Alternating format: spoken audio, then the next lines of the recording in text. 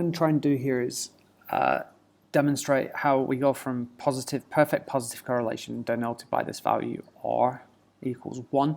We'll see how as we spread the values out, spread the data points out, we can affect the correlation coefficient, show 0 with no correlation, and then how that morphs to -1. Okay.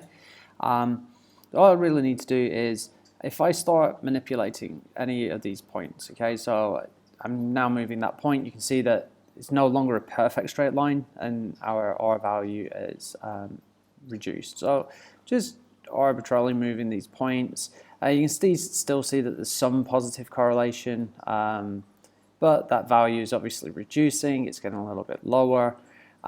Let's spread these out a little bit more, okay, so there's still some positive correlation, but it's a lot weaker now.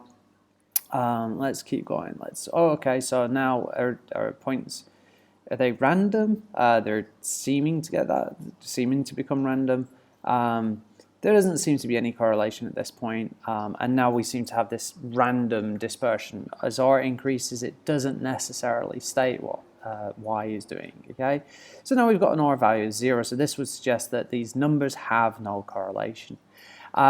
But if we start to manipulate this way, okay, so now if we move A upwards, we're starting to get a negative value, a very weak negative. We could possibly draw a line of best fit through the middle here. Let's move B, C, okay, so as you can see, I'm just forcing these into a straight line. You can see that this number should be getting closer and closer to -1. As I move F down, okay, that starts to follow the pattern a bit more.